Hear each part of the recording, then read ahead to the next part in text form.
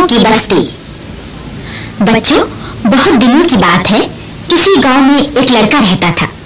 नाम तो उसका कुछ और था, मगर तमाम गांव वाले उसे आकिल पुकारते थे, क्योंकि वो गांव का अकेला लड़का था जो शहर में तालीम हासिल कर रहा था।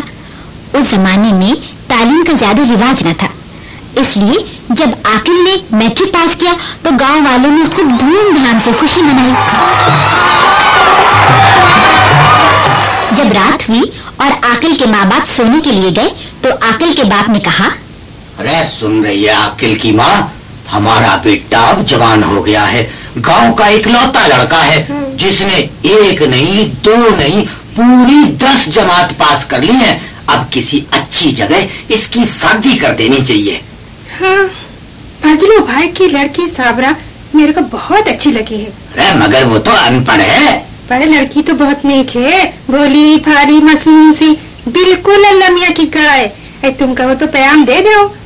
अरे लड़की तुझे पसंद है तो मुझे क्या इतराज है, मेरी तरफ से तो तू कल ही पैगाम दे।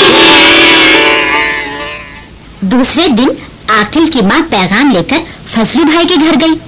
आकिल का रिश्ता निहायत खुशी के साथ कबूल कर लिया गया और थोड़े ही दिनों में आकिल की शादी साबरा के साथ हो गई।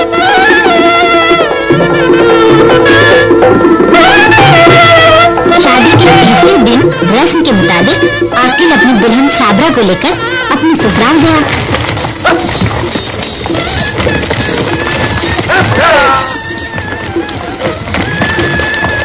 साबरा के माँ बाप ने अपने दामाद आकिल के लिए खूब अच्छे खाने पकाए थे।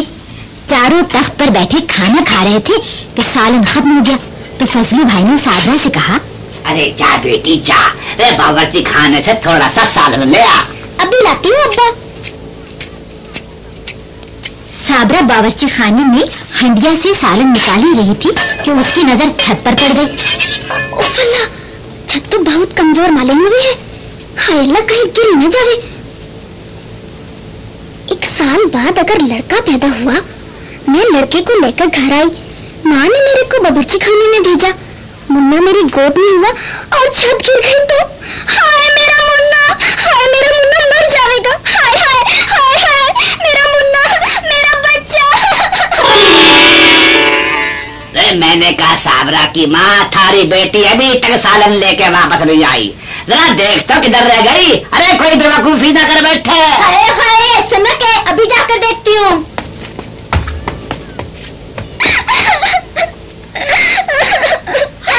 क्या हुआ बेटी, क्यों रो रही है, मुझे तो बता। कहाँ बताऊँ माँ, ऊपर छत को तो देख कितनी कमजोर हो गई है। अगर मेरा मुन्ना गोद में होता और छत गिर पड़ती तो अब तक वो मर चुका होता। हाय हाय मेरा मुन्ना, हाय मेरा बच्चा। हाँ ठीक ही तो है। हाय हाय मेरा मुन्ना, अरे मेरा मुन्ना, हाय मेरा मुन्ना।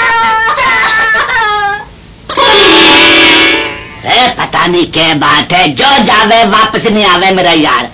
ए बेटे आकिल तू यहीं बैठ, मैं देखूं आखिर बात क्या है।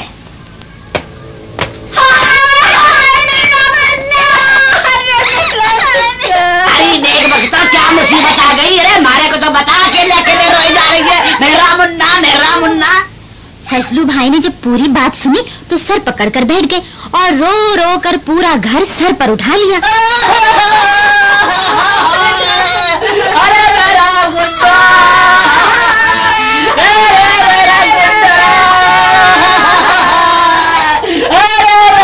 गुड्डा, चीखों पुकार की आवाज जब आकिल के कान में पड़ी तो वो बावर्ची खाने की तरफ दौड़ा।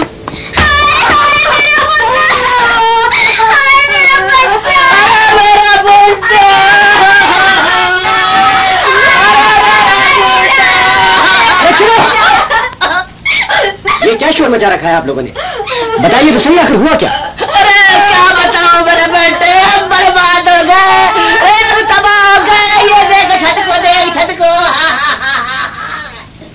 हाँ देख रहा हूँ। फिर सुन मेरे बेटे, अगर 1 साल बाद तेरे यहाँ 4 साल बेटा पैदा होगा तो हाँ इंशाल्लाह होगा। फिर तेरी बीवी तेरे मुन्ने को लेके घर आवेगी। हाँ आएगी। फिर अगर ये छत पर गिर पड़ी तो मेरा मुन्ना मर जाएगा।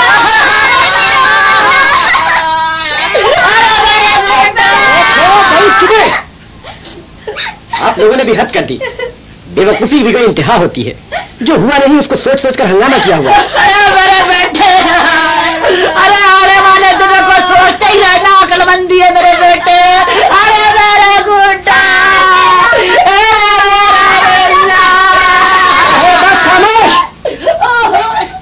बहुत हो चुका। मुझे अगर मालूम होता कि आप लोगों की खोपड़ी अक्ल के बजाय भूत से भरी हुई है तो मैं कभी यहाँ रिश्ता न करता। अच्छा है, मैं जा रहा हूँ। शहर शहर गांव गांव चक्कर काटूंगा।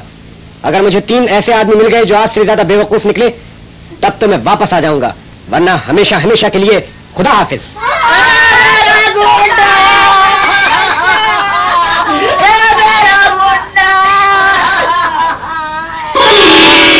आकिल घर से निकलकर घोड़े की पीठ पर बैठा और नाक की सीध में चल पड़ा।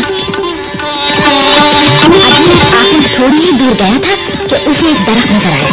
दरख्त पर एक किसान टांगे लटकाए बैठा था। नीचे उसकी बीवी अपने हाथों में उसका पजामा फैलाए खड़ी थी। किसान बोला, भोलू की माँ, ले तैयार हो जा।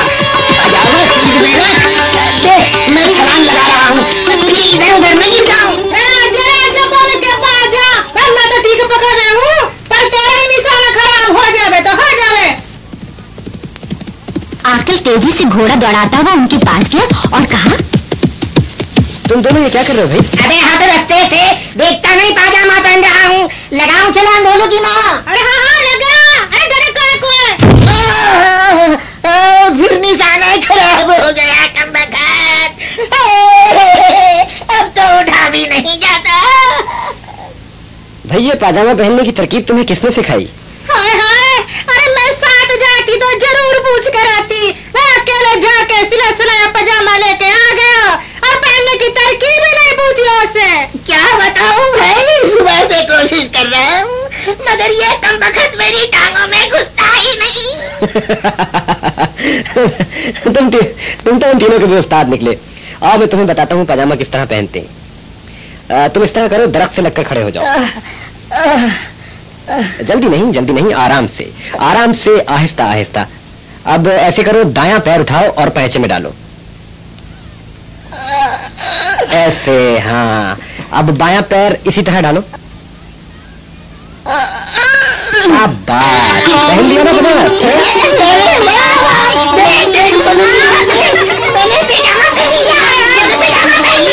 ये तो बड़ा आसान काम है, तुम्हारा बहुत बहुत शुक्रिया भाई। तुम ना आते तो मैं दरख्त पे छलांग लगाते शायद मर ही जाता।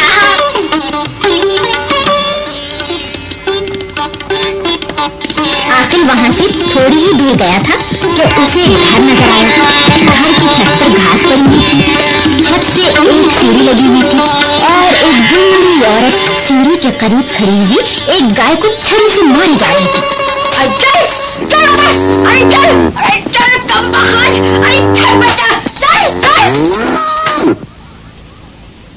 आकिल तेजी से घर के करीब गया और बूढ़ी औरत से पूछा, माँ जी ये आप क्या कर रही हैं? अरे क्या बताऊं बेटा, गुल्लू का अब्बा छत पर घास रख कर गया था। कहता था कि गाय को खिला देना। अब मैं इस कमबख्त को 1 घंटे से ऊपर चला रही हूँ मगर ये सीढ़ी चढ़ती ही नहीं। अरे चल कमबख्त, चल। ठहरिए, इस बेचारी को मारिए नहीं। कहीं गाय भी सीढ़ी चढ़ती है? ठहरिए, मैं इसे घास खिला देता हूँ। आकिल खुद सीढ़ी पर चढ़ा, घास उतारकर नीचे लाया और गाय के आगे डाल दी। गाय खुशी खुशी घास खाने लगी। बूढ़ी औरत दौड़कर आकिल के पास आई और चट चट उसकी बलाई लेने लगी। अरे मैं सदके, अरे मैं मरी, अरे तूने मेरी मुश्किल आसान कर दी। अरे गाय भूखी रह जाती तो गुल्लू का अब्बा मुझ पे गुस्से होता। अरे सदा सुखी रहे बेटा, सदा सुखी रहे। आकिल ने सोचा, 2 बेवकूफ तो मिल गए, अब तीसरा बेवकूफ भी मिल जाए तो फिर साबरा को लेकर घर जाओ। और वो तीसरे की तलाश में चल पड़ा। अभी थोड़ी ही दूर गया था कि एक बड़ी सी हवेली के सामने उसे एक बारात नजर आई। किसी जमींदार की बारात मालूम होती है, हजारों की तादाद में लोग। मगर ये क्या, दूल्हा सेरा बांधे घोड़े की पीठ पर बैठा फूलों वाले दरवाजे के सामने क्यों खड़ा है? आगे क्यों नहीं बढ़ता? कुछ लोग भी ऊंची ऊंची आवाज में बातें कर रहे हैं। चलकर देखता हूँ मामला क्या है।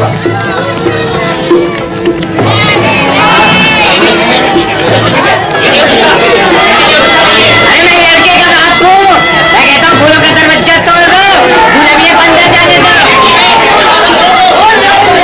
इस हवेली का चौधरी मैं हूँ, दरवाजा नहीं टूटेगा। मैं कहता हूँ घोड़े की टांगें काट दो। घोड़े की टांगें नहीं कटेंगी, घोड़ा बहुत कीमती है। मैं लड़की का बाप हूँ, मैं कहता हूँ अगर टांगें नहीं कटेंगी तो दूल्हा मियां की पगड़ी उतार दो। पगड़ी नहीं उतरेगी, पगड़ी हमारी इज्जत होती है। दरवाजा भी नहीं टूटेगा, मैं बनवाने वाला हूँ ये।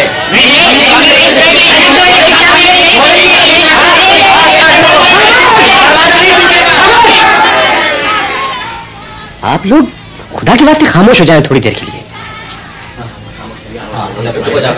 सुन लो क्या कह रहे हैं।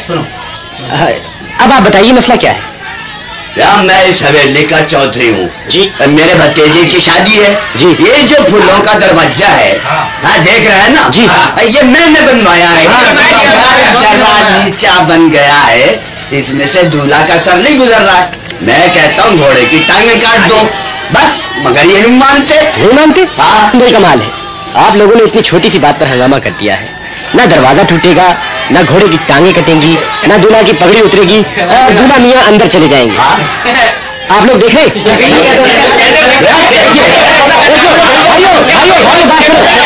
देखो सुनो मेरी बात सुनो। हाँ भाई दूल्हा मियां, जरा 2 कदम पीछे हो जाओ। अब अपना सर झुकाओ। शाबाश, अब आहिस्ता आहिस्ता दरवाजे से अंदर आ जाओ। शाबाश।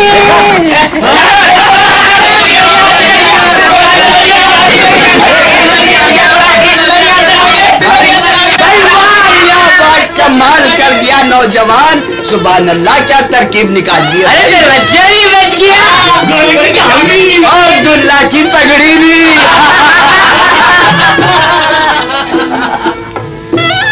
आकिल इन लोगों की अकल पर हंसता हुआ अपने घोड़े पर सवार हुआ और सोचने लगा।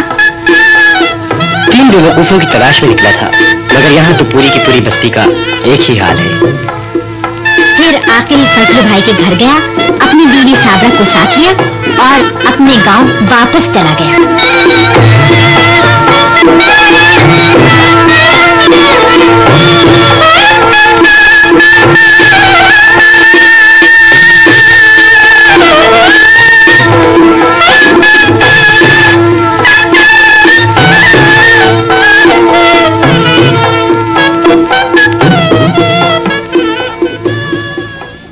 बच्चों, ये थी कैसेट कहानी नंबर 6।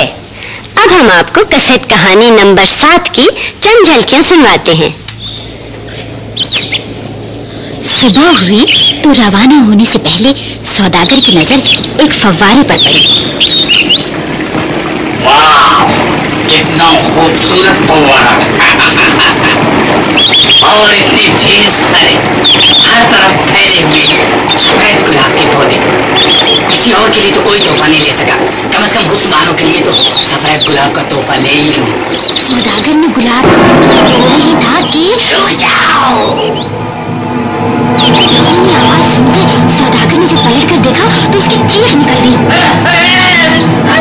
सारे जिस्म पर लंबे लंबे बाल, बड़े बड़े नाखून, तेज चमकते हुए दांत, बिल्कुल हैवानों की शक्ल वाला एक खौफनाक इंसान सौदागर को खा जाने वाली नसों से घूर रहा था। तुमने मेरी गैर मौजूदगी में मेरे महल को इस्तेमाल किया, मेरा खाना खाया, मेरे बिस्तर पर सोए और अब मेरे सबसे पसंदीदा बाग से सफेद गुलाब चुरा कर ले जा रही हूँ।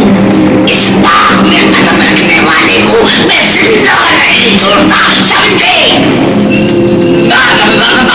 मुझे माफ कर दीजिए, मुझे माफ कर दीजिए। आपने अगर मुझे मार दिया तो मेरी बेटियों की जिंदगी तबाह हो जाएगी। मेरे अलावा दुनिया में उनका कोई नहीं है, कोई नहीं।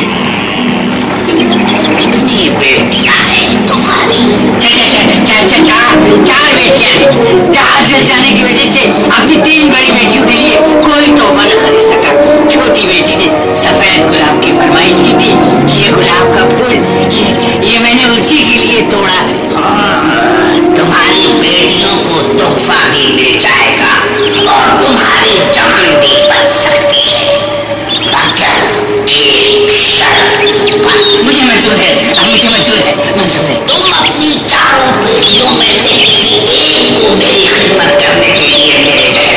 देख लो, वरना तुम्हारी जिंदगी खतरे में रहेगी।